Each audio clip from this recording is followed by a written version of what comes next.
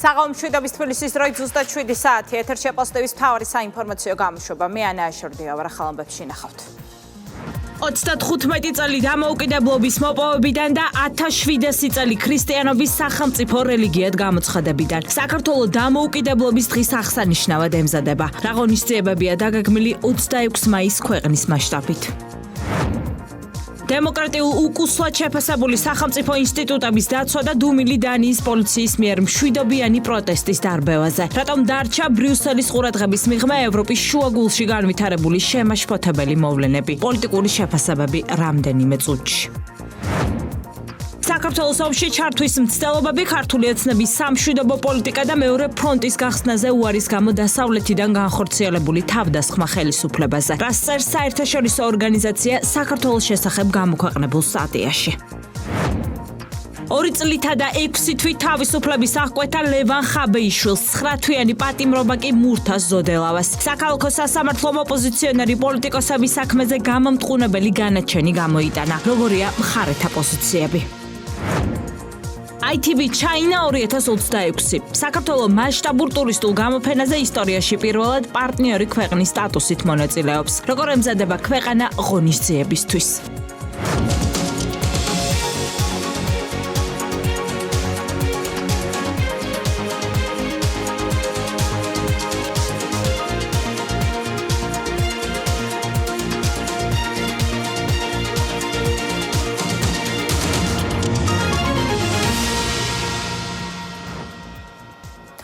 მშვიდობიან დემონსტრანტებზე ძალადობას დანიის პოლიცია სამართალდამცველების მოწოდებისადმი დაუმორჩილებლობით ამართლებს. ევროპის შუაგულში ადამიანის უფლებების უხეშ დარღვევაზე კი მე-7 დღეა დუმს ევროკავშირი. ამ დრომდე უპასუხოდ რჩება ევროკავშირის უმაღლესი ინსტიტუტების წარმომადგენლების სახელზე თბილისიდან გაგზავნილი ღია წერილიც. რეაგირების გარეშე დატოვებული მშვიდობიანი აქციის ძალადობრივი დაშლა მმართველი გუნდისთვის ევროპაში არსებული ღირებულებითი კრიზისის მკაფიო ილუსტრაციაა. ქართული ოცნება ორმაგ სტანდარტებზე საუბრობს და იმ უსამართლო მიდგომებს იხსენებს, როდესაც საქართველოში სახელმწიფო ინსტიტუტების დაცვა დემოკრატიის პრობლემად შეფასდა, კოპენჰაგენში განვითარებული შემაშფოთებელი მოვლენები კი ყურადღების მიღმა დარჩა. საუმე გობრონიძე კი ამბობთ.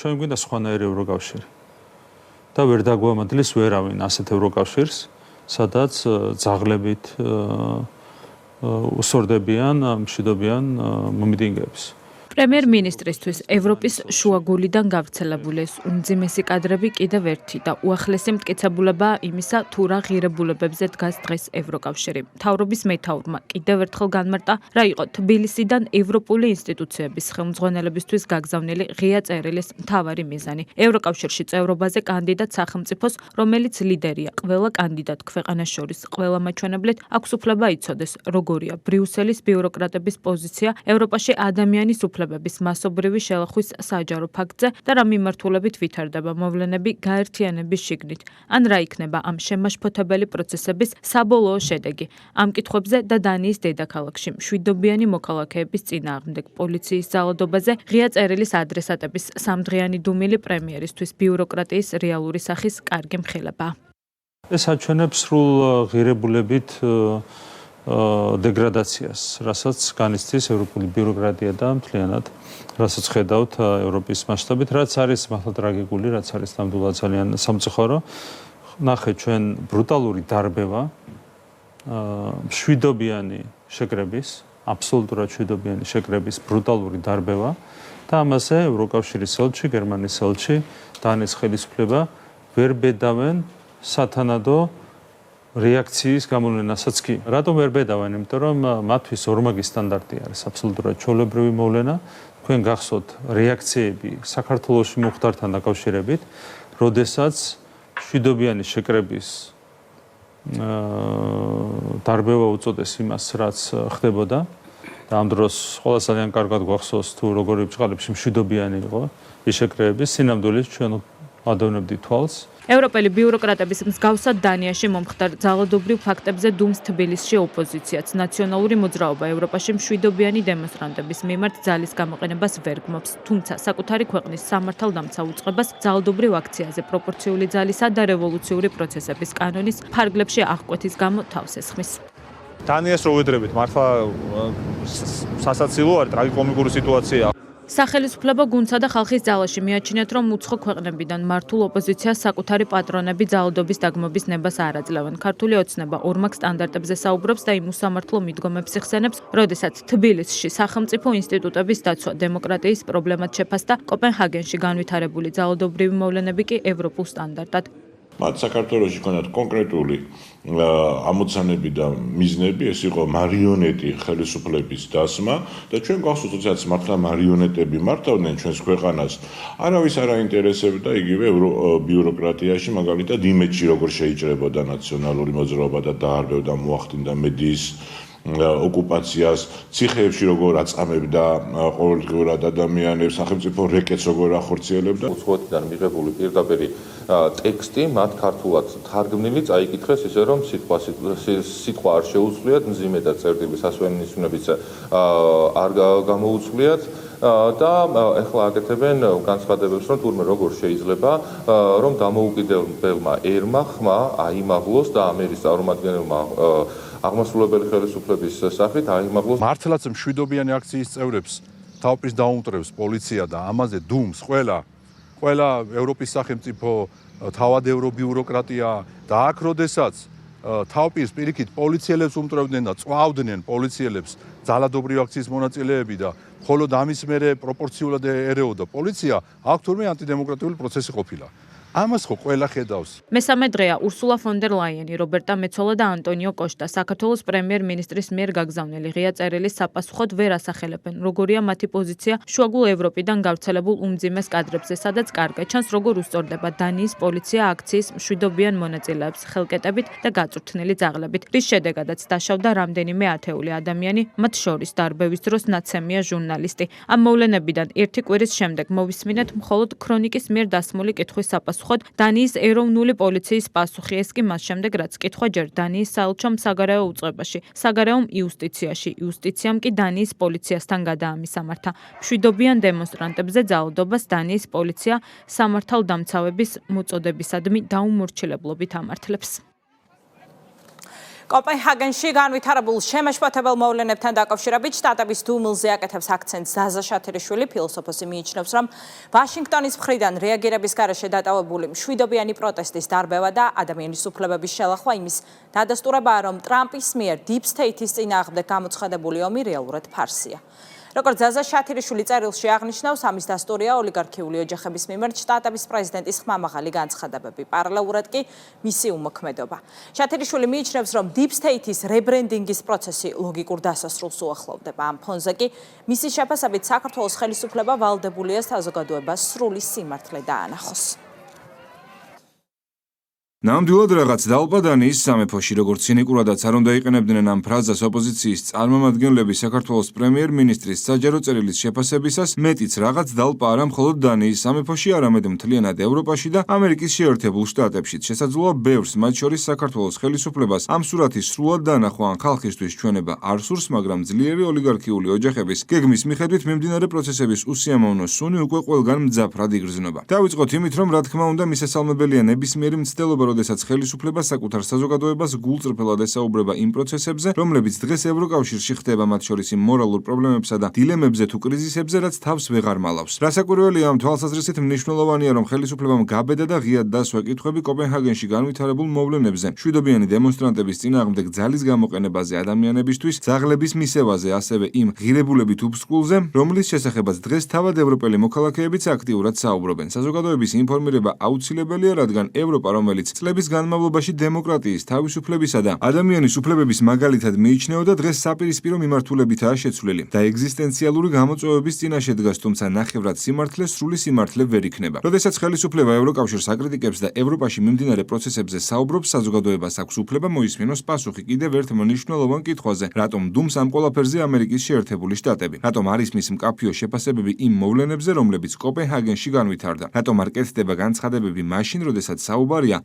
დემოკრატიულ სტანდარტებზე, ადამიანის უფლებებსა და მშვიდობიანი პროტესტის თავისუფლებაზე. თუ საქართველოს ხელისუფლების მიზანი მართლაც საზოგადოების სრულფასოვანი ინფორმირებაა და არა მხოლოდ პოლიტიკური აქცენტების შერჩევითი გამოყენება, მაშინ დასავლური პოლიტიკური სივრცის საერთო პასუხისმგებლობაზე უნდა ვისაუბროთ არა მხოლოდ ევროკავშირზე, არამედ იმ ძალებზეც, რომლებიც წლების განმავლობაში თავს დემოკრატიული სამყაროს მთავარ დამცველებად წარმოაჩენდნენ. საჭიროა გულწრფელად საუბარი იმაზე, რომ დღეს კრიზისი მხოლოდ ევროპული ბიუროკრატიის პრობლემა აღარ არის, ეს უფრო ფართო პოლიტიკური და ღირებულებითი პროცესია, რომელთან დაკავშირებით დუმილიც ისეთივე მნიშვნელოვანი პოლიტიკური გზავნილია, როგორც ხმამაღალი განცხადებები. ფაქტია, რომ დონალდ ტრამპის მიერ ვითომ და Deep State-ის წინააღმდეგ გამოცხადებული ომის სრული ფარსი აღმოჩნდა. მეტიც უკვე ყველასთვის ცხადია, რომ დონალდ ტრამპის Deep State-ის მიერ იმართება ეს მხოლოდ მოსაზრება კი არა, უკვე დადასტურებული ფაქტია. წინააღმდეგ შემთხვევაში როგორ აიხსნება ის, რომ დონალდ ტრამპს არც ერთი ოლიგარქიული ოჯახი და მათი კომპანია არ უმხილებია. არც ერთი ისეთი ნაბიჯი არ გადაუდგამს, რომელიც Deep State-ის გეგმებსა და პოლიტიკასთან მოდიოდა წინააღმდეგობაში. ბოლომდე არ მეუყვანია ფსევდოლიბერალური დღის წესრიგისა და LGBTQ+ პროპაგანდის წინააღმდეგ ბრძოლა. არათუ ის სამხედრო კონფლიქტები არ დაუსრულებია, რომელთა დასრულების პირობასაც დებდა, არამედ გლობალური ომის პარტიის ინტერესების შესაბამისად თავად იქცა ომის გამჩაღებლად. რა თქმა უნდა, ამ რიტორიკული კითხვების დასმა მრავლად შეიძლება, მაგრამ აშკარაა, რომ ტრამპი არ და ვერ წავა იმ ოლიგარქიული ოჯახების ინტერესების წინააღმდეგ, რომელთაც თავადაც ემორჩილება, მისი მოჩვენებითი აქტიურობა კი მხოლოდ და მხოლოდ დიდი თამაშის პატარა ნაწილია. ესეც პასუხი კითხვაზე, რატომ დუმს ამერიკის შეერთებული შტატები შუაგულ ევროპაში განვითარებული იმ სამარცხვინო და არახუმანური მოვლენების შესახებ, რომელიც არა მხოლოდ ევროპულ, არამედ ზოგადად დასავლურ ფუნდამენტურ ღირებულებებთან არის წინააღმდეგობაში. ფაქტია ისიც, რომ Deep State-ის რებრენდინგის პროცესი ლოგიკურ დასასრულს უახლოვდება, თანაც იმგვარად, რომ ისინი სულ ახლოს არიან სასურველ მიზანთან. ევროპა დაუძლურებულია და საფუძველ შერყეული, მათ ფონზე კი ამერიკის შეერთებული შტატები კვლავ სუპერსახელმწიფოდ ჩანს. აშკარაა, რომ Deep State საკუთარი გეგმა სისრულეში მოჰყავს. ჯოხი ევროპაზე გადაწყდა და ოლიგარქიული ოჯახების კვალისკენ მიმავალი ჯაჭვიკი სწორედ იქ გაწყდა, სადაც მათ სურდათ. ამიტომაცაა, რომ დანიის თუ სხვა ევროპული ქვეყნის დედაქალაქში მომხდარ გაუგონარ ფაქტებზე ამერიკის შეერთებული შტატებიდან მხოლოდ გამაყრუებელი დუმილი ისმის, დუმილი, რომელიც როგორც უკვე აღვნიშნეთ, ისეთივე მნიშვნელოვანი პოლიტიკური გზავნილია, როგორც დონალდ ტრამპის ხმამაღალი განცხადებები. ამ ყველაფრის გათვალისწინებით საქართველოს ხელისუფლება უბრალოდ ვალდებულია, რომ საზოგადოებას არა ნახევრად, არამედ სრული სიმართლე დაანახოს, სიმართლე, რომელიც იმაზე გაცილებით მწარე და მძიმეა, ვიდრე ევროპის კონტინენტიდან მომდინარე ლპობის მძაფრისუნი. საქართველოს ომში ჩართვის მცდელობები, ქართული ოცნების სამშვიდობო პოლიტიკა და მეორე ფრონტის გახსნაზე უარის გამო დასავლეთიდან განხორციელებული თავდასხმა. რუსეთ-უკრაინის ომის დაწყების შემდეგ საქართველოს წინააღმდეგ განხორციელებულ ზეწოლის პოლიტიკაზე დამოუკიდებელი არასამთავრობო ორგანიზაცია ICG ვრცელ სტატიას აქვეყნებს.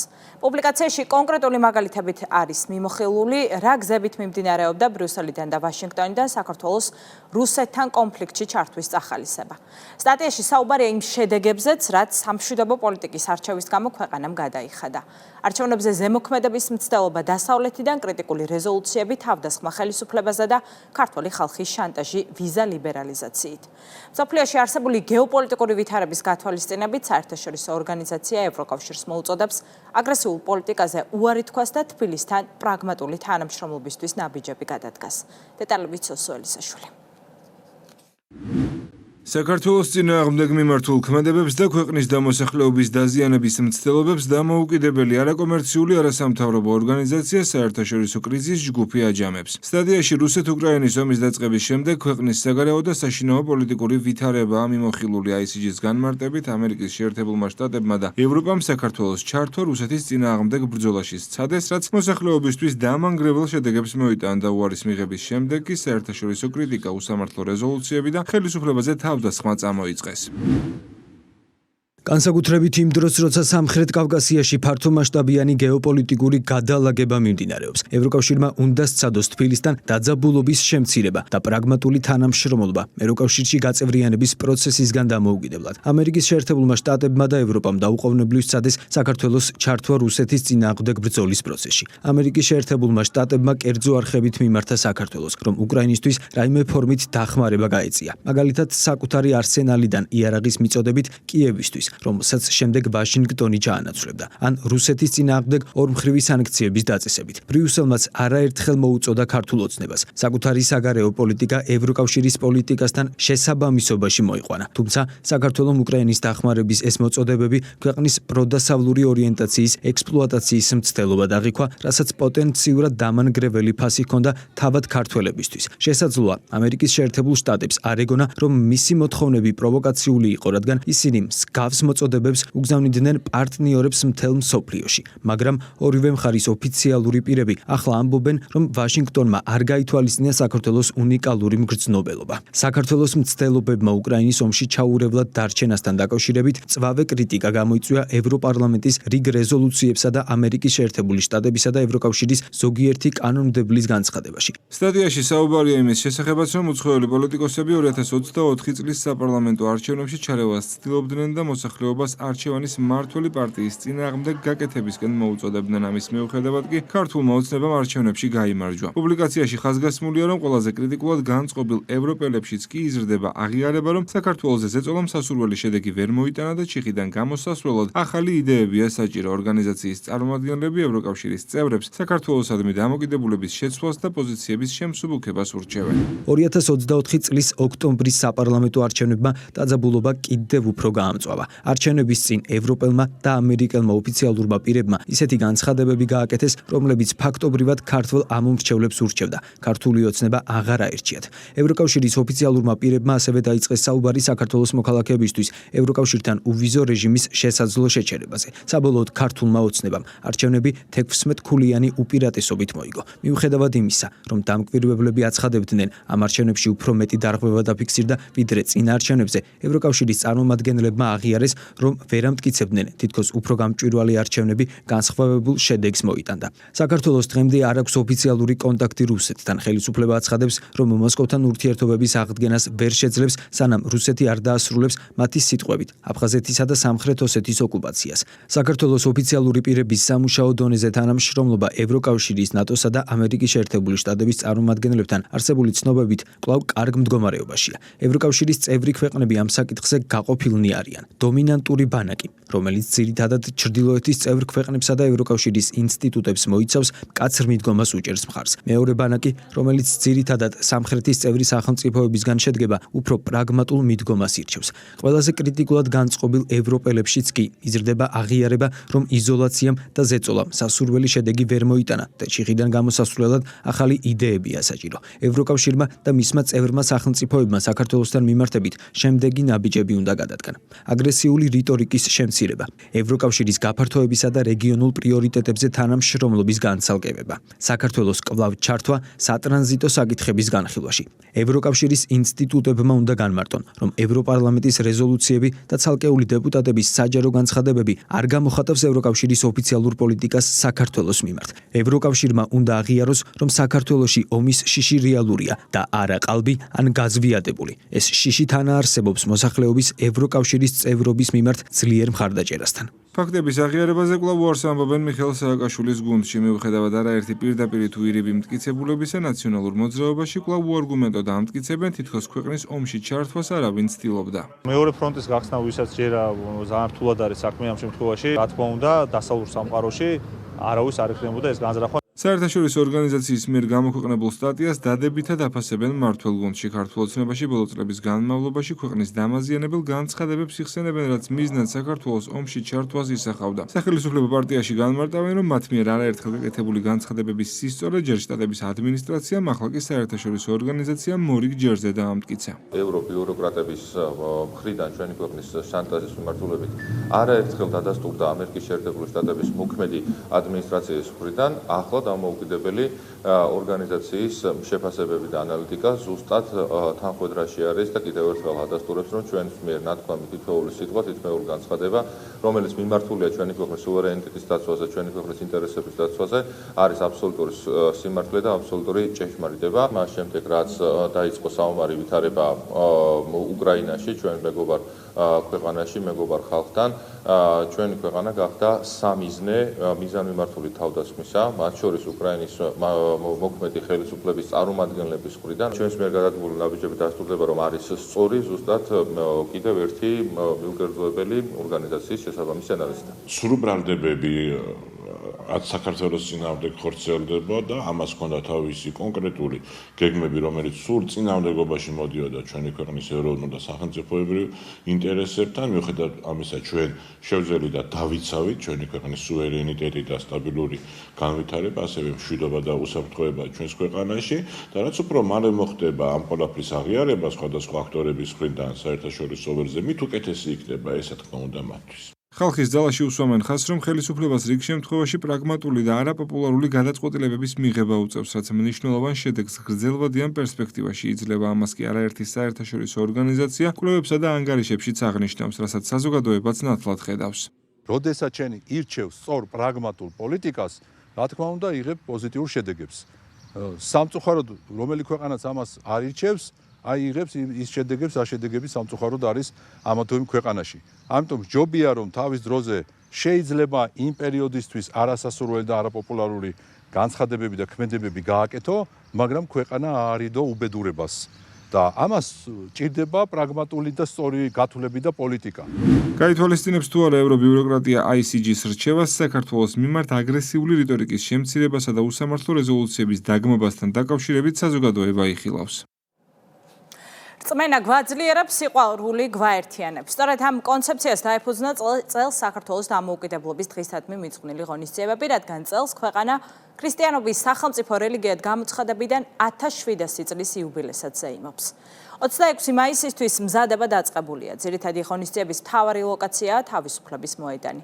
წელს ფიცის დადების ცერემონია ყველაზე მასშტაბური იქნება. წვევამდელები ფიცს დადებენ თბილისსა და საქართველოს 12 რეგიონში უძველეს ქრისტიანულ ეკლესია-მონასტრებთან. კულტურულ გასართობ და საბავშვო ღონისძიებებს კი ორბელიანის მოედანზე და ალექსანდრეს ბაღი უმასპინძლებს.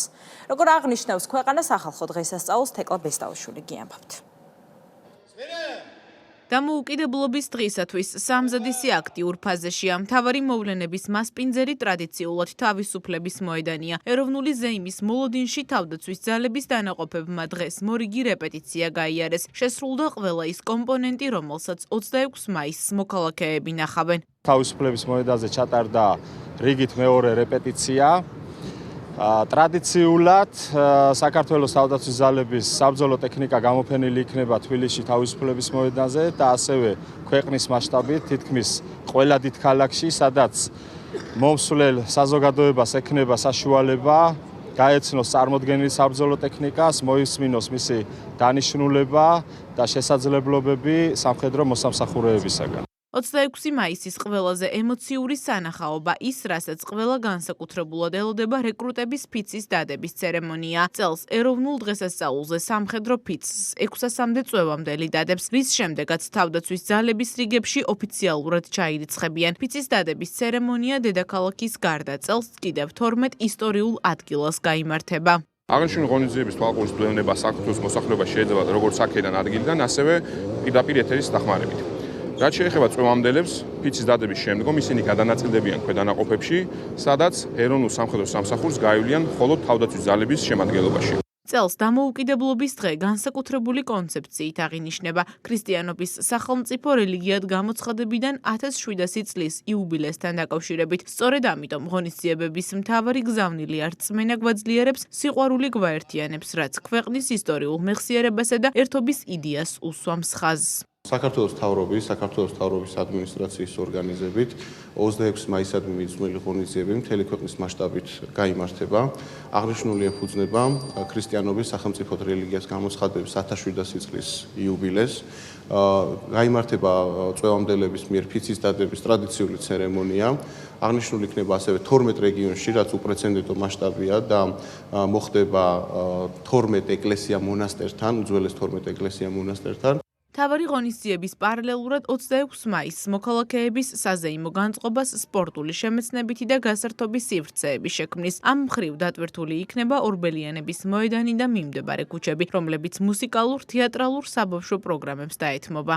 წელს არაჩვეულებრივი სლოგანით გავაერთიანეთ 1700 წელი საქართველოს ქრისტიანობის სახელმწიფო რელიგიად გამოცხადების და 26 მაისის თემა და ვფიქრობ, რომ წმენა გვაძლიერებს, სიყვარული გვაერთიანებს, ამითი ყველაფერი ნათქვამია. კულტურის სამინისტრო იქნება წარმოდგენილი მრავალფეროვანი პროგრამით ორბალიანის მოედნის გარშემო ტერიტორიაზე, იქნება გალა კონცერტები სხვადასხვა ქალაქებში, რასაკურველია იქნება გალა კონცერტი თბილისშიც. 108 წლის წინ საქართველოს დამოუკიდებლობა მოიპოვა. თავისუფლება და დამოუკიდებლობა ეს ის ღირებულება, რომლისთვისაც ქვეყანამ დიდი მსხვერპლი გაიღო და მის დაცვას ყოველდღიურად აგრძელებს.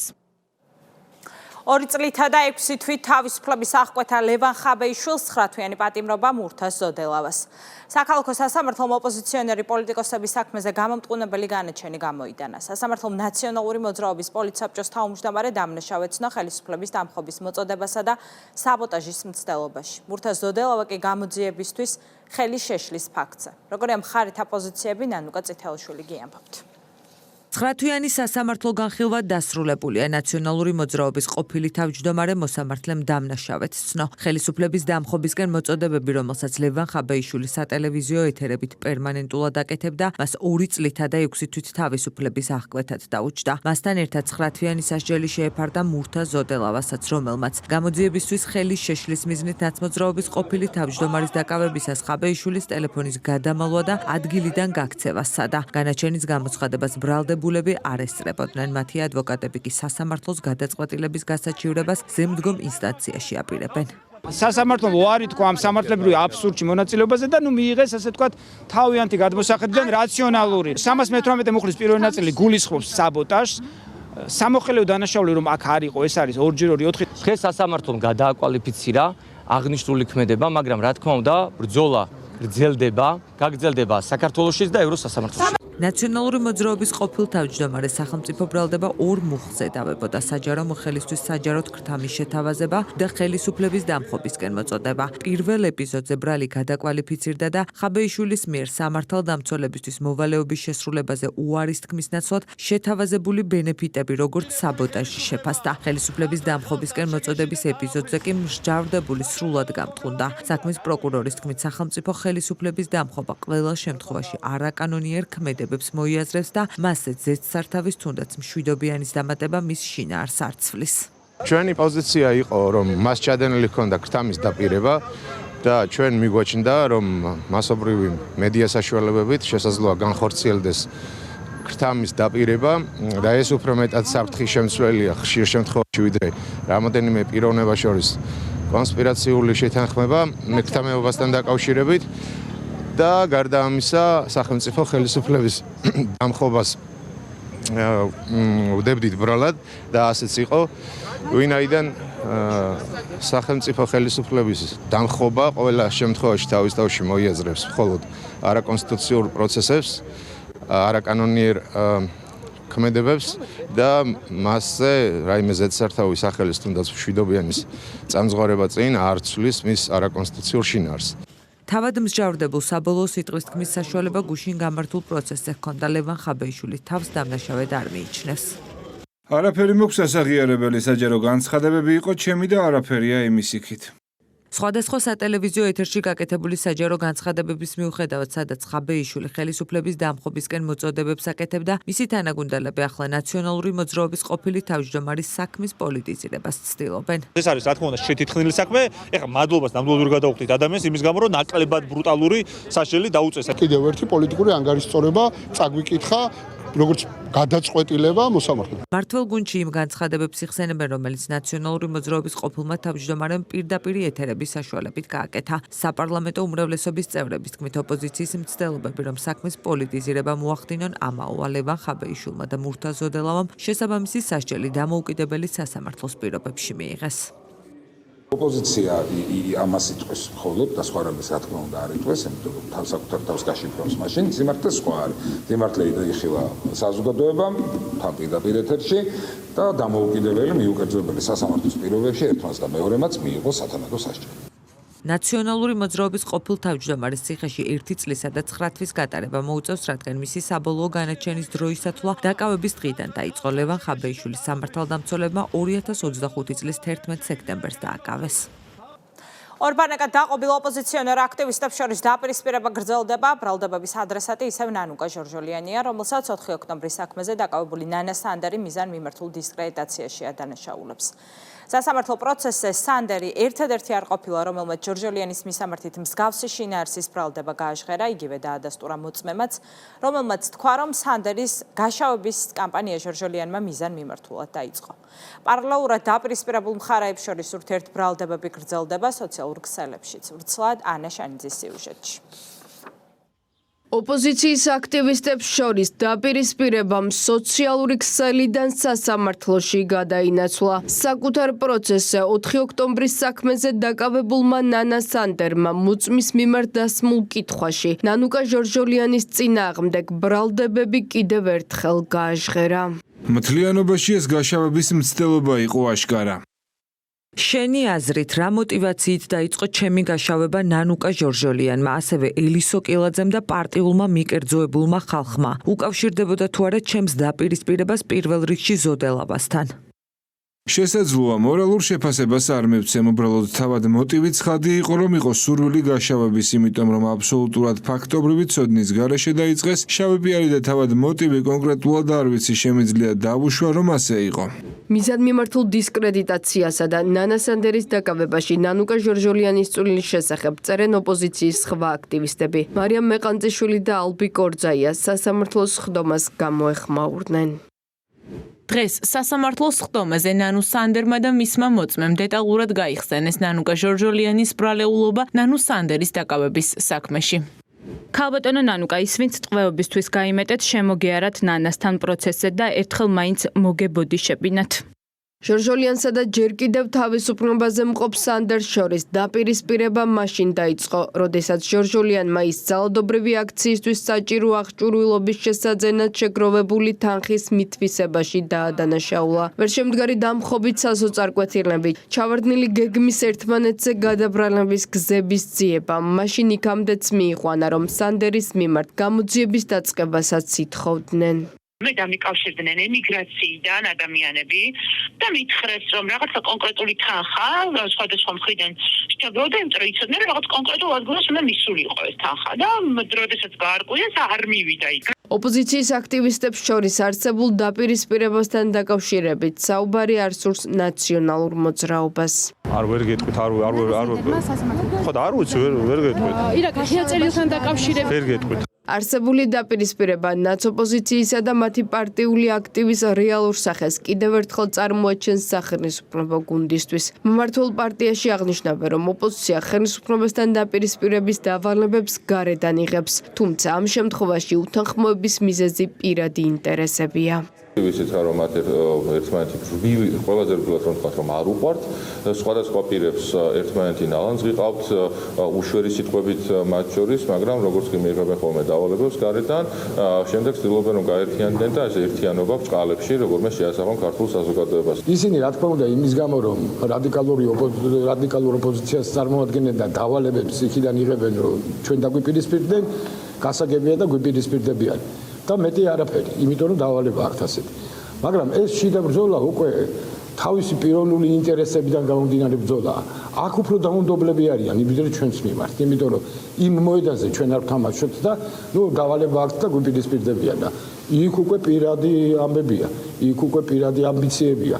და იქ ბრძოლა გაცილებით დაუნდობელია. ეს არის მათ საერთო სახე, ხა ჩვენ რამდენჯერ გვინახავს ეს გადაბრალებები და თითის გაშვერები. ხა რატო? კიდევ იმიტომ, რომ საბოლოოდ ის ჯამაგირების გაცემის დღე რო დადგება უცხოეთიდან, იქ უცხოელმა ამ ჯამაგირის გამცემებმა ბრალეულად არ მიიჩნიონ კონკრეტული ოპოზიციონერის ქმედება და მან სათანადო ანაზღაურება მიიღოს. სასამართლოზე მის წინააღმდეგ გაჟღერებულ ბრალდებებს არ გამოხმაურებიან ნანუკა ჟორჟოლიანი. ადმინისტრაციულ სამართალდამღობა ცნობილი ტელეწამყვანი 3 დღიანი პატიმრობის შემდეგ ციხეს ხვალ დატოვებს. საქართველოს პრემიერ-მინისტრი ყაზახეთის შინაგან საქმეთა მინისტრს შეხვდა. საუბარი შეეხო საქართველოსა და ყაზახეთს შორის არსებულ ურთიერთობებს მხარეებმა განიხილეს ქვეყნებს შორის სამართალდაცვით და უსაფრთხოების სფეროებში თანამშრომლობა, როგორც ორმხრივ ისე რეგიონულ კონტექსტში. შეხვედრაზე ყურადღება გამახვილდა პოლიტიკური და ეკონომიკური ურთიერთობების გაღრმავების პერსპექტივებზე. ამ კუთხით ხაზი გაისვა მაღალი დონის ვიზიტების მნიშვნელობას, აღინიშნა, რომ ყაზახეთის პრეზიდენტის საქართველოში დაგეგმილი ვიზიტი კიდევ უფრო გაამყარებს ორ ქვეყანას შორის პარტნიორობას. ყაზახეთის შინაგან საქმეთა მინისტრს უმასპინძლა საქართველოს შინაგან საქმეთა მინისტრმაც ყურადღება გამახვილდა ორი ქვეყნის სამართალდამცა უწყებებს შორის არსებულ მჭიდრო და ეფექტიან თანამშრომლობაზე. საუბარი შეეხო საქართველოს შინაგან საქმეთა სამინისტროში მიმდინარე და განხორციელებულ რეფორმებს, ასევე სამომავლო გეგმებს. ორი ქვეყნის მინისტრებმა ხაზი გაუსვეს საპოლიციო თანამშრომლობის ფარგლებში ინფორმაციისა და გამოცდილების გაზიარების მნიშვნელობას და კავშირების მეტად გაძლიერების მზაობა გამოთქვეს. შეხვედრის დასრულების შემდეგ ირჟან სადენოვმა ყაზახეთსა და საქართველოს სამართალდამცა უწყებებს შორის თანამშრომლობის განვითარებაში შეტანილი მნიშვნელოვანი წვლილისთვის, ასევე ტრანსნაციონალურ დანაშაულებრივ ჯგუფებთან ბრძოლაში მაღალი შედეგების მიღწევებისათვის სამინისტროს ხელმძღვანელი პირები ყაზახეთის შინაგან საქმეთა სამინისტროს მედლებით და საპატიო სიგელებით დააჯილდოვა.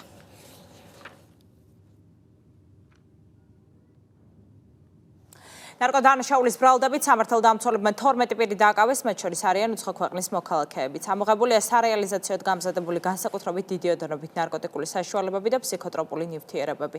აღმოჩენილია სპეციალურად მოწყობილი სათბურები, სადაც ნარკოტიკული საშუალება კანაფის უკანონოდ მოყვანა და კულტივირება ხდებოდა. დანაშაული 20 წლამდე ან უბადო თავისუფლების აღკვეთას ითვალისწინებს. ლევან წუწუნავა დეტალებით. სამართალდამცველებმა 12 შეკვრად დაფასოებული ნარკოტიკული საშუალება მეთადონი თბილისში ქინძმარაულის ქუჩაზე ერთ-ერთი საცხოვრებელი კორპუსიდან ამოიღეს. დაკავებულია ერთი ოჯახის 3 წევრი, რომლებიც გამოძიების ინფორმაციით ნარკოტიკულ საშუალებებს სისტემატურად ყიდდნენ. 1 კილოგრამამდე მეფედრონი ამოიღეს სამართალდამცველებმა ყიფიანის ქუჩაზე. დაკავებულ სასამართლომ აღკვეთის ღონისძიებად პატიმრობა შეუფარდა. ადვოკატის ინფორმაციით, ის კანონით მინიჭებულ დუმილის უფლებას იყენებს. გამოძიება ედავება ნარკოტიკული საშუალებების შენახვას. აღნიშნულ საქმესთან დაკავშირებით ჩემი დაცვა იყენებს კანონით მონიჭებულ დუმილის უფლებას. მოცემულ სისხლის სამართლის საქმეზე დაკავებულია კიდევ 8 პირი. ბრალდებულებს შორის არიან საქართველოსა და უცხო ქვეყნის მოქალაქეები, ასევე წარსულში ნასამართლები პირები. ბრალდებულების პირადი და საცხოვრებელი სახლის ჩრეკისას, ასევე მათ მიერ მითითებული კონკრეტული ადგილებიდან ამოღებული იქნა განსაკუთრებით დიდი ოდენობით ნარკოტიკული საშუალებები. დაკავებულებს შორის ასევე არიან პირები, რომელთა მხილების მიზნით პოლიციამ მათ სახელზე გამოგზავნილი ამანათების ჩანაცვლება განახორციელა და განსაკუთრებით დიდი ოდენობით ნარკოტიკული საშუალებები ნივთმტკიცება დამოიღო. სამართალდამცველების მიერ აღმოჩენილია სპეციალურად მოწყობილი სათბურებიც, სადაც განსაკუთრებით დიდი ოდენობით ნარკოტიკული საშუალება, კანაფის უკანონოდ მოყვანა და კულტივირება ხდებოდა. დაკავებულებს 20 წლამდე ან უვადო თავისუფლების აღკვეთა ემუქრებათ. სამი სხვადასხვა სისხლის სამართლის საქმე და პასუხისგებაში მიცემული 6 პირი ბრძოლა კორუფციულ დანაშაულთან გრძელდება. ფინანსთა სამინისტროს საგამოძიებო სამსახურმა საჯარო მოხელეების მონაწილეობით ქრთამის აღების ფაქტი გამოავლინა. დაკავებულია თეთრი წყაროს მუნიციპალიტეტის 2 თანამშრომელი, უწყებამ დანაშაულის სამსახველი ვიდეო მასალაც გაავრცელა. უკანონო სამეწარმეო საქმიანობის ფაქტზე კი დაკავებულია კიდევ 4 პირი, ერთ-ერთი მათგანი ვირტუალური აქტივის მომსახურების არარეგისტრირებული პროვაიდერის მენეჯერია, რომელმაც კანონდარღვევით მილიონობით ლარის ღირებულების ვირტუალური აქტივის ტრანზაქცია შეასრულა. მარიამ რატიანიგი ამბობთ.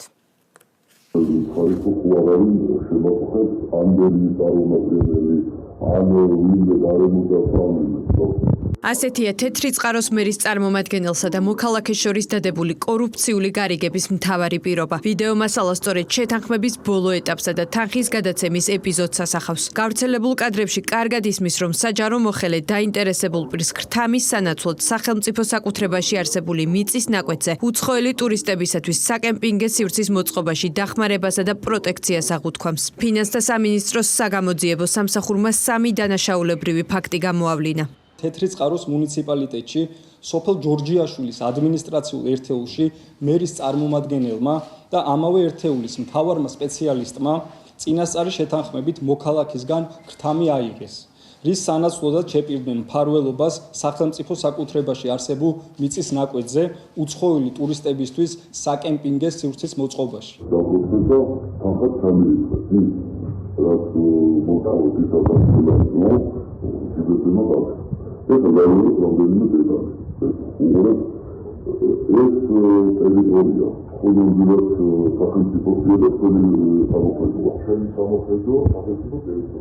ვიდეოს მთავარ ფიგურანტთან ერთად იმავე ბრალდებით დაკავებული სოფელ ჯორჯიაშვილის ადმინისტრაციული ერთეულის მთავარი სპეციალისტი ბრალს არ აღიარებს. მისი ადვოკატის თქმით, საქმის მასალებში მისი დაცვის ქვეშ ყოფი პირის ბრალეულობა არ დგინდება. არ აღიარებს ბრალს და საქმის წარმოდგენილი საქმის მასალებითაც ასეთი რამ არ დასტურდება, რომ მას ვინმესთვის ანკტავი მოეთხოვოს, ანკტავი აიღოს. ფინანსთა სამინისტროს საგამოძიებო სამსახურის მიერ გამოვლენილი მეორე დანაშაულებრივი ფაქტი მოქალაქეების ჯანმრთელობის საფრთხის შემცველ დანაშაულს ეხება. გამოძიებით დადგინდა, რომ სამეგრელო ზემო რეგიონში სამედიცინო და ფარმაცევტული სექტორის წარმომადგენლები კოორდინირებულად მოქმედებდნენ და ფსიქოტროპული მედიკამენტების უკანონო რეალიზაციას ახდენდნენ. სამეგრელო ზემოსვანეთის რეგიონში უკანონო სამეწარმეო საქმიანობისა და ამ საქმიანობაში დახმარების ფაქტზე დავაკავეთ 3 ადამიანი. აფთიაქის ხელმძღვანელი, ფარმაცევტი და ექიმი.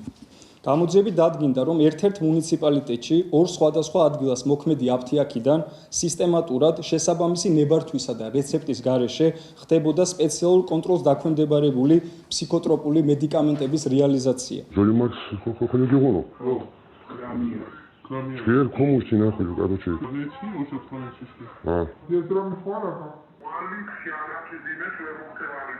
А материя номер 2, она геранчо до уроку, она до уроку ничего. დუმილის უფლებას იყენებს ფინანსთა სამინისტროს საგამოძიებო სამსახურის მიერ გამოვლენილი კიდევ ერთი დანაშაულის მთავარი ფიგურანტი. დაკავებულს პროკურატურა უკანონო სამეწარმეო საქმიანობის განხორციელებას, კერძოდ ვირტუალური აქტივისა და ნაღდი ფულის კონვერტაციას ედავება. ჩხრეკის შედეგად ნივთმტკიცების სახით სხვადასხვა ნივთებთან ერთად დიდი ოდენობით ფულადი თანხაა ამოღებული. დავაკავეთ ვირტუალური აქტივის მომსახურების არარეგისტრირებული პროვაიდერის მენეჯერი. ბრალდებული საქართველოს ეროვნულ ბანკში სავალდებულო რეგისტრაციის გარეშე ონლაინ პლატფორმის გამოყენებით ახორციელებდა უკანონო სამეწარმეო საქმიანობას.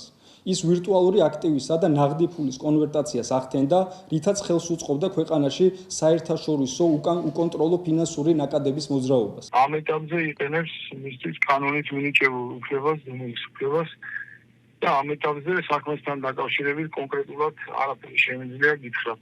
სამივე საქმეზე გამოძიება სისხლის სამართლის კოდექსის სხვადასხვა მუხლით მიმდინარეობს. არ არის გამორიცხული, რომ დაკავებულთა რიცხვი გაიზარდოს. რა საფასო პოლიტიკა მოქმედებს ყოველდღიური მოხმარების პროდუქტებზე და რა შეთავაზებები აქვთ ქსელურ მარკეტებს. საოჯახო კალათის პროგრამისთვის ერთიანი ელექტრონული პლატფორმა იქმნება. პროექტის ფარგლებში მარკეტები ვალდებულები იქნებიან კონკურენციის სააგენტოს ინფორმაცია ყოველკვირეულად მიაწოდონ. ახალი ციფრული სივრცე უახლოეს პერიოდში ამოქმედდება და მომხმარებლებს შესაძლებლობა ექნება სხვადასხვა სავაჭრო ქსელში პროდუქტებზე არსებული საუკეთესო შეთავაზებები გაიცნონ. ნუცა კოროშინაძე კი ამბობთ. რა პროდუქტები შედის სუპერმარკეტების სოციალურ კალათაში? სრული ინფორმაციის მოპოვებას მოქალაქეების სპეციალურად შექმნილ საინფორმაციო პლატფორმაზე შეძლებენ. კონკურენციის სააგენტო საოჯახო კალათის პროგრამის მონიტორინგისათვის ერთიან საინფორმაციო პლატფორმას ქმნის. ელექტრონული კალათა მომხმარებელს სხვადასხვა ქსელში საბაზისო პროდუქტებზე არსებულ საუკეთესო შეთავაზებებსა და ფასებს ერთ სივრცეში გააცნობს. პლატფორმის მიზანია მომხმარებლის ინფორმირებულობა და ბაზარზე არსებული შეთავაზებების უფრო გამჭირვალე წარმოდგენა. საქართველოს კონკურენციისა და მოხმარებლის დაცვის სააგენტო ქმნის ახალ საინფორმაციო პორტალს, სადაც მოხდება საქართველოში მოქმედი მსხვილი ქსელების მიერ ორგანიზებული საუკეთესო შეთავაზებების განთავსება ერთიან სივრცეში. საუკეთესო შეთავაზებები შეეხება საბაზისო სასურსათო პროდუქციას, რომლის შესახებაც ინფორმაციას მიაწვდიან აღნიშნული ქსელები, აღნიშნული პორტალს და ეს იქნება მუდმივ რეჟიმში განახლებადი საინფორმაციო პორტალი. პროგრამაში ჩართული ქსელები ვალდებულები იქნებიან სააგენტოს განახლებული ინფორმაცია ყოველკვირეულად მიაწოდონ. სამომხმარებლო კალათის ინიციატივა ევროპული მოდელის საფუძველზე შეიქმნა. სწორედ ბერძნული მოდელი ითვალისწინებს მსგავსი პლატფორმის შექმნას. სექტორის განცხადებით შედეგად გამჭირვალობის დაცვა გაცილებით გამარტივდება. ხელმისაწვდომი იქნება ინფორმაცია თუ რომელ ქსელებში რა პროდუქციაზე იქნება კონკრეტული ფასები. შესაბამისად, ისინი შეძლებენ წინასწარ დაგეგმონ თავიანთი შესყიდვები და სწორედ იმ სუპერმარკეტებს ეწვიონ და იმ ფასად შეიდინონ პროდუქცია, რომელიც მათთვის ყველაზე საინტერესო და აქტუალური იქნება. რითეილ სექტორისთვის ეს ერთის მხრივ სოციალური პასუხისმგებლობის ფარგლებში ძალიან საინტერესო იქნება, მეორეს მხრივ გამჭვირვალეობის ფარგლებში, რადგან ჩვენ აქტიურად თანამშრომლობთ ისედაც სახელმწიფო სტრუქტურებთან და მომავალშიც ვითანამშრომლებთ. საკანონმდებლო და აღმასრულებელი ხელისუფლების ერთობლივი მუშაობის შედეგად ქვეყანაში სოციალურ კალათაში შემავალ პროდუქტებს მოქალაქეები ერთ კვირაზე მეტია ფასდაკლებით ყიდულობენ. ფასის კლების პირველადი ეფექტი სწორედ ბაზრის ანალიზის შედეგია, რომელიც დროებითი კომისიის რეკომენდაციას ეფუძნება.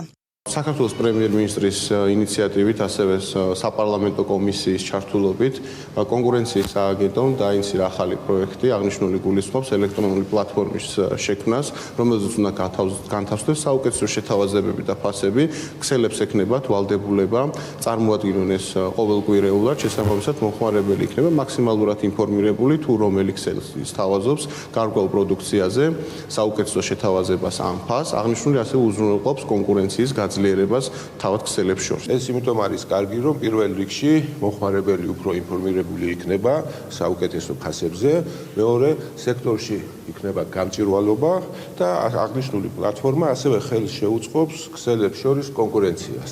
და კონკურენცია არის საუკეთესო მექანიზმი, როდესაც მომხმარებელი იღებს საუკეთესო ფასს. ქსელური მარკეტების ინიციატივა მომხმარებლებს ყოველდღიური საჭიროებების უფრო მარტივად და ეკონომიურად დაგეგმაში დაეხმარება. ფასდაკლებები მუდმივ რეჟიმში იმოქმედებს, ხოლო შეღავათიანი პროდუქტების ჩამონათვალი ყოველკვირეულად განახლდება. საერთაშორისო ინტერესის საქართველოს სატრანსპორტო და ლოჯისტიკური დერეფნის მიმართ საზღვაო ტრანსპორტის სექტორში მნიშვნელოვანი ზრდა ფიქსირდება. მიმდინარე წლის იანვარ-აპრილის პერიოდში საზღვაო ნავსადგურებსა და ტერმინალებში ჯამურად გადამუშავებული ტვირთების მოცულობა 5 მილიონს გადააჭარბა, რაც გასული წლის ანალოგიური პერიოდის მაჩვენებელზე 21%-ით მეტია. ტვირთების საერთო ნაკადის პარალელურად მზარდი დინამიკა შენარჩუნდა კონტეინერების მიმართულებითაც. მარიამ ნებიელიძის სიუჟეტი. საერთაშორისო გადაზიდვებში საქართველოს სატრანზიტო მნიშვნელობა იზრდება 2026 წლის პირველი 4 თვის მონაცემებით. ქვეყნის ნავსადგურებსა და ტერმინალებში თითქმის 6 მილიონი ტონა ტვირთი გადამუშავდა, რაც გასული წლის ანალოგიურ პერიოდთან შედარებით 21%-იანი ზრდაა. საერთაშორისო გადაზიდვებში გადამწყვეტ მნიშვნელობას იძენს სიჩქარე, პროგნოზირებადობა და საიმედოობა, რის საფუძველზეც საქართველო პოზიციონირდება როგორც ქვეყანა, რომელიც ევროპასა და აზიას შორის ტვირთების გადაადგილებას მოქნილი ლოჯისტიკური შესაძლებლობებით უზრუნველყოფს. ამიტომ აღნიშნული დინამიკა საზღვაო ინფრასტრუქტურის ეფექტიან მუშაობასა და სატრანზიტო დერეფნის კონკურენტ უნარიანობაზე მიუთითებს. იზრდება არა მხოლოდ ცალკეული მიმართულებები, არამედ მთლიანად საქართველოს დერეფნის ფუნქციური დატვირთვა და ასევე ჩვენი როლი რეგიონულ ლოგისტიკაში. შედეგები კიდევ ერთხელ ადასტურებს საქართველოს მთავრობის თანმიმდევრულ პოლიტიკას, რითაც ქვეყანა ძლიერდება და აძლიერებს თავის ფუნქციას. ტვირთების საერთო ნაკადის ფარგლებში ზრდა სხვადასხვა მიმართულებითაც დაფიქსირდა. მათ შორის ბორნით გადაზიდულ სატრანსპორტო ნაკადში, გენერალურ ტვირთებში, რაც ცალკეულ ერთეულებად გადაზიდულ ტვირთებს მოიცავს, ნაყარ ნივთებში, რომელიც ერთგვაროვანი მასალების დიდი მოცულობით გადაზიდვას გულისხმობს, როგორიცაა მარცვლეული, ქვანახშირი ან სამშენებლო მასალა. საბორნე ტვირთები 34%-ით, ხოლო ნაყარი ტვირთები 8%-ით გაიზარდა, რაც სატრანსპორტო ინფრასტრუქტურის გამართულ მუშაობასა და ტვირთნაკადების აქტიურობაზე მიუთითებს. ზრდა დაფიქსირდა პრაქტიკულად ყველა ძირითად ნავსადგურსა და ტერმინალში, რაც მთავარია ზრდა განპირობებულია შედარებით მსხვილი ტონაჟიანი გემების შემოსვლით. ეს შედეგები შემთხვევითი არ არის. გაზრდილი ეფექტურობა, ოპერაციების ოპტიმიზაცია, ბიუროკრატიული პროცესების შემცირება, სახელმწიფო და კერძო სექტორის თანამშრომლობა. საერთაშორისო გადაზიდვებისთვის განკუთვნილი კონტეინერების ნაკადის ზრდა პირდაპირ აისახება ბათუმის ტერმინალის ოპერაციულ დატვირთვაზე და სამუშაო პროცესის დინამიკაზე. გაზრდილი მოთხოვნის პირობებში მნიშვნელოვანია ინფრასტრუქტურის მუდმივი მზადყოფნა და გამართული ლოჯისტიკური პროცესი. ბათუმის საკონტეინერო ტერმინალის მოცულობა წინა წელთან შედარებით იგივე პერიოდს თუ შევადარებთ, გაიზარდა 11%-ით. რეგიონში შექმნილმა მდგომარეობამ და სიტუაციამ საქართველოს უფრო გახადა მნიშვნელოვანი სატრანზიტო დერეფნისთვის. 2026 წლის პირველი 4 თვის მონაცემები კიდევ ერთხელ ადასტურებს საქართველოს როგორც რეგიონული ლოჯისტიკური ჰაბის მზარდ სტრატეგიულ როლს საერთაშორისო გადაზიდვებში. საქართველოს მასშტაბური ტურისტული გამოფენისთვის ემზადება წელს პირველად ჩვენი ქვეყანა აზიის ერთ-ერთ უდიდეს ტურისტულ პლატფორმაზე ITB China 2026-ზე პარტნიორი ქვეყნის სტატუსით წარსდგება. შანხაიში საქართველოს საკუთარ კულტურას, მრავალსაუკუნოვან ტრადიციებსა და ტურისტულ პოტენციალს მილიონობით ადამიანის წინაშე წარადგენს. ქართული ღვინო, ფოლკლორი, ეროვნული სამზარეულო, ცეკვა და მუსიკა. ყველაფერი, რაც საქართველოს გამორჩეულ ქვეყნად აქცევს, ერთ სივრცეში მოიყრის თავს. გამოფენის ფარგლებში ქართული კომპანიები პოტენციურ პარტნიორებთან საქმიან შეხვედრებსაც გამართავენ ღონისძიების ფარგლებში. საქართველოს შესახებ მომზადებული ვიდეორგოლები ჩინური მედიითა და ციფრული არხებით გაშუქდება. როგორ ემზადება საქართველოს ITB China 2026 ნუცა კოროშინაძე გიამბობთ. საქართველოს მრავალ საუკუნოვან ტურისტულ და კულტურულ პოტენციალს მალე აზიის ერთ-ერთ ყველაზე მასშტაბურ ტურისტულ გამოფენაზე გაეცნობიან. ჩვენი ქვეყანა ITB China 2026-ზე პარტნიორი ქვეყნის სტატუსით წარსდგება. ეს სტატუსი კი არა მხოლოდ პრესტიჟული აღიარება, არამედ შესაძლებლობაა საქართველოს მრავალ მილიონიან ჩინურ ბაზარზე კიდევ უფრო აქტიურად გამოჩნდეს. ქვეყნის ეროვნულ სტენდს შანხაიში 400 კვადრატული მეტრი დაეთმობა მოეწყობა სამუშაო სივრცე, სადაც მონაწილე ქართულ ტურისტულ კომპანიებს საშუალება ექნებათ გამართონ შეხვედრები პოტენციურ პარტნიორებთან. შანხაიში საქართველოს სტენდი მაღალი რანგის სტუმრების მიღებით გაიხსნება. სტუმრებს შესაძლებლობა ექნებათ ერთ სივრცეში აღმოაჩინონ ქვეყნის ისტორია, კულტურა, გასტრონომია და ტურისტული მრავალფეროვნება. 13 დღის განმავლობაში ყველაზე საუკეთესო ადგილზე საქართველოს პავილიონში წარმოდგენილი იქნება საქართველოს კულტურა, გასტრონომია, ისტორია. ასევე ჩვენთან ერთად 30 კერძო სექტორის წარმომადგენელი 3 დღის განმავლობაში დაამყარებს ახალ ბიზნეს ურთიერთობებს, ახალ ხელშეკრულებებს იმისთვის, რომ ერთობლივად ბევრად მეტი მოგზაური ჩამოვიყვანოთ საქართველოში. აღსანიშნავია ის ფაქტი, რომ თვისებრივად შეცვლის ეს ღონისძიება საქართველოს ცნობადობას ახალ ეტაპზე გადაიყვანს. 3 დღის განმავლობაში გამოფენის სტუმრები ქართულ კულტურას სხვადასხვა ფორმით გაეცნობიან. ქართული ღვინო, ტრადიციული სამზარეულო, ფოლკლორი და თანამედროვე ტურისტული შესაძლებლობები ერთიან კონცეფციად იქნება წარმოდგენილი. შანხაიში ქვეყანა საკუთარ კულტურულ იდენტობასაც წარადგენს. საქართველოს კულტურის სამინისტროს მხარდაჭერით ვიზიტორები ქართული რეწვის ნიმუშებს, მუზეუმებსა და ფონდებში დაცულ უნიკალურ კოლექციებს გაეცნობიან. გამოფენის ფარგლებში გაიმართება ქართული კალიგრაფიისა და ტრადიციული რეწვის მასტერკლასები. დამთავრებელს ვთავაზობთ ქართული რეწვის ნიმუშებს, მივაწვდით ამომწურავ ინფორმაციას საქართველოს მუზეუმებისა და მათ ფონდებში დაცული კოლექციების შესახებ. ჩავატარებთ რეწვისა თუ ქართული კალიგრაფიის მასტერკლასებს.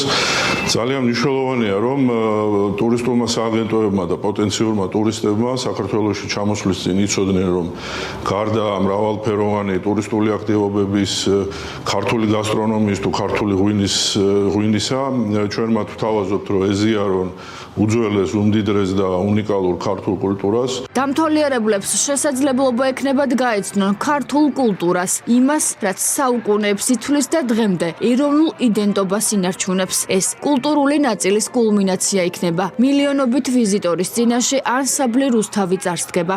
ეს სტატუსი გულისხმობს ქვეყნის კულტურული და ტურისტული პოტენციალის მასშტაბურად წარმოჩენას. აღნიშნული ღონისძიება გაიმართება შანხაიში 26-28 მაისს საქართველოს კულტურის სამინისტროს და ტურიზმის ეროვნული ადმინისტრაციის ორგანიზებით. საქართველოსთვის გამოყოფილ სივრცეში წარმოდგენილი იქნება ქვეყნის ტურისტული მრავალფეროვნება, ხოლო კულტურულ მრავალფეროვნებას ანსამბლი რუსთავი წარმოადგენს. პროგრამა, რომელიც ახლა მზადდება ამ გასტროლისთვის, არის სპეციფიური. იმიტომ რომ ჩვენ მაქსიმალურად წამოწეული გვაქვს ყველა ის ქორეოგრაფიული ნომერი და ასევე სასიმღერო ნომერი, რომელიც წარმოაჩენს ჩვენ ქვეყანას. ITB China-სათვის საგანგებოდ ემზადება შეფმზარეული ირაკლი ასათიანი, რომელიც გამოფენის სტუმრებს ქართულ კერძებს გააცნობს და მასტერკლასებს გამართავს. ქართული სამზარეულო კი როგორც ქვეყნის კულტურის ნაწილი შანხაიში განსაკუთრებული აქცენტით იქნება წარმოდგენილი. გამოფენის ოფიციალურ გახსნამდე 25 მაისს საქართველოს სახელით სპეციალური გალა მიღება გაიმართება, რომელსაც 700-მდე მაღალი რანგის სტუმარი დაესწრება. მივემგზავრებით, რომ ჩვენი ქართული კულინარია გავაცნოთ ჩვენ სტუმრებს, კიდევ უფრო მაღალ დონეზე ვაჩვენოთ მათ და ძალიან მნიშვნელოვანი არის ეს როგორც ჩვენთვისაც, ასევე ჩვენი ქვეყნისთვისაც, იმიტომ როგორც ვიცით, ქართული კულინარია და ქართული ღვინო ჩვენი ერთ-ერთი მთავარი საგანძური არის ჩვენი ქვეყნის და ამიტომ ძალიან დიდი პასუხისმგებლობა გვაკისრია, ძალიან დიდი მოლოდინები არის სტუმრების მხრიდან. შანხაიში მსოფლიოს ერთ-ერთ ყველაზე მასშტაბურ ტურისტულ პლატფორმაზე სტუმართ მასპინძლობის ქვეყანას საკუთარ ისტორიასა და ტრადიციას მილიონობით აუდიტორიას გააცნობს და კიდევ ერთხელ იტყვის მთავარ სათქმელს, რომ საქართველოში სტუმარი ღვთისაა. ეს იყო პოზიტივის საინფორმაციო გამოშვება 7 საათზე, მოხვალამდე გემშვიდობებით ნახვამდის.